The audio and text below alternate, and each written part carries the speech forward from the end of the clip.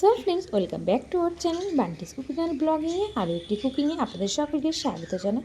প্রায় অনেক দিনই হয়ে গেল কোনো রান্নার ভিডিও পোস্ট করা হচ্ছে না, সেই জন্য আজকে ভাবলাম ফ্রিজে একটু অল্প থাকা চিকেন দিয়ে একটা ছোট্ট করে রেসিপি বানিয়ে নেওয়া যায়। তো রেসিপিটার নাম হলো চিকেন মিনি কাবাব। এই রেসিপি বানাতে যে যে উপকরণগুলো লাগছে সেটি চলুন দেখে নেওয়া যাক। আর ভিডিওটি স্কিপ না করে ফার্স্ট থেকে লাস্ট পর্যন্ত দেখলেই বুঝতে পারবেন কত সহজে রেসিপিটা বানানো হচ্ছে। এখানে আমি একটি বোলের মধ্যে নিয়ে নিচ্ছি 500 গ্রাম চিকেন। তো এটি আমি ছোটো ছোটো করে ডুমো ডুমো করে কেটে নিয়েছি। তো এটার জন্য যে উপকরণগুলো লাগছে সেটি একটু দেখে নেওয়া যাক। এখানে একটি আমি কড়াই প্যান বসিয়ে দিয়েছি, দেওয়ার পরে গ্যাসটা অন করে দিলাম। দেওয়ার পরে হালকা করে একটু সাদা তেল দিয়ে দেবো। তারপরে যেটা করতে হবে, একটু ডুমো ডুমো করে পেঁয়াজ কেটে রেখেছিলাম সেটি দিয়ে দিলাম। তারপরে কিছুটা আমি আদা রসুন ছাড়িয়ে রেখেছিলাম সেটিও দিয়ে দিলাম। আর 5টি কাঁচা লঙ্কা দিয়ে দিলাম। অবশ্যই এটা সবুজ দিলে খুব ভালো হয়। তো এটা নাড়াচাড়া করে নিচ্ছি। এটা 3 থেকে 4 মিনিট নাড়াচাড়া করে নিতে হবে। একটু হালকা লাল লাল ব্রাউন কালার হবে। তো অবশ্যই এটা আমার হালকা লাল লাল ব্রাউন কালার হয়ে গেছে। এটাকে এবার ঠান্ডা করতে দিতে হবে, গরম গরম কিন্তু পেস্ট করলে হবে না। ততক্ষণ চলুন চিকেনটা একটু ম্যারিনেট করে নিই। এটি জল ঝরানো টক দই দিতে হবে, ফাটানো টক দই অবশ্য। তারপর দিয়েছি ঘরে তৈরি করা গরম মশলা, নুন। আর এটা কিন্তু বেসন দিতে হবে, অবশ্যই বেসন। এটা আমি 1 চামচ বেসন দিয়েছি, একটু সরিয়ে রাখলাম। এখন আমি এখানে একটি মিক্সিং বোলের মধ্যে যে মশলাটি পেস্ট করতে হবে সেটি আমি কিন্তু রেডি করে নিলাম। অল্প পরিমাণ মতনই মিক্স করেছি। তো সব কিছু মশলা একসঙ্গে এবার চিকেনের মধ্যে দিয়ে দেওয়ার পরে ভালো করে কিন্তু এবার নাড়াচাড়া করতে হবে। ম্যাক্সিমাম এটা ধরুন 5 থেকে 10 মিনিট মিক্স করলেই ভালো হয়। তারপরে একটু সাদা তেল দিয়ে দিলাম আমি। সাদা তেল দেওয়ার পরে আরও ভালোভাবে আমি নাড়াচাড়া করে নিলাম। নাড়াচাড়া করে নেওয়ার পরে কিন্তু 8 ঘন্টা থেকে 1 ঘন্টা পর্যন্ত এটি ঢাকনা চাপা দিয়ে রেখে দিলে খুব ভালো ম্যাগনেট হবে। তারপরে আমি 8 ঘন্টা পরে আবারও ঢাকনাটি খুলে অ্যাড করে দিচ্ছি একটু বড় বড় সাইজের করে পেঁয়াজ কেটে রেখেছিলাম আর ক্যাপসিকাম। পেঁয়াজের পাপড়িগুলো কিন্তু একে একে করে খুলে নিয়েছিলাম। নিয়ে নেওয়ার পরে এটিকে এবার আমি মিক্স করে একটি কাঠির সাহায্যে, এই যে দেখতে পাচ্ছেন টুথপিক বলা হয়, এইগুলোর সাহায্যে কিন্তু আমি একে একে করে সব লাইন বাই লাইন কিন্তু একটি করে চিকেন দিচ্ছি।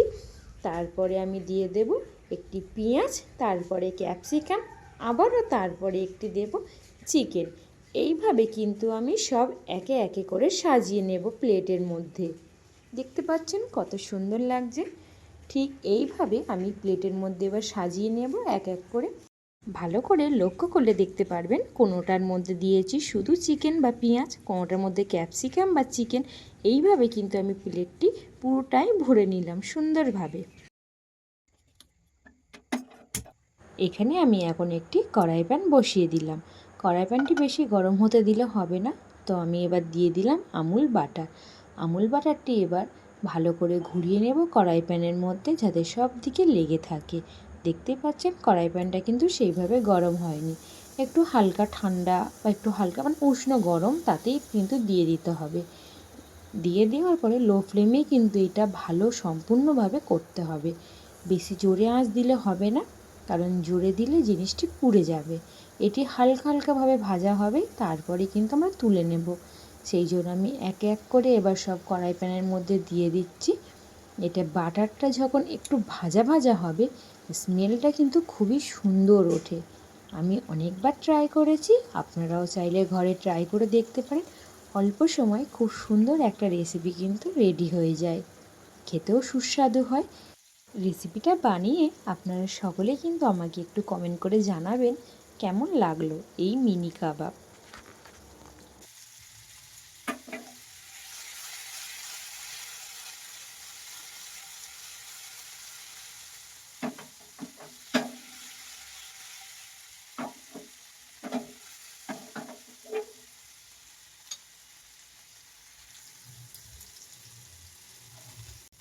হালকা করে নাড়াচাড়া করে নেওয়ার পরে আমি কিন্তু একটা কেচারের সাহায্যে ঠিক এইভাবে আস্তে আস্তে সবকটি উল্টিয়ে দেব, যাতে একদিকে দেখুন হালকা করে ব্রাউন কালার খুব সুন্দর মানে বাদামি কালার একটা হয়ে এসেছে, যাতে আরও অপর দিকে একই রকমভাবে সুন্দর করে কালারটা ফুটে ওঠে।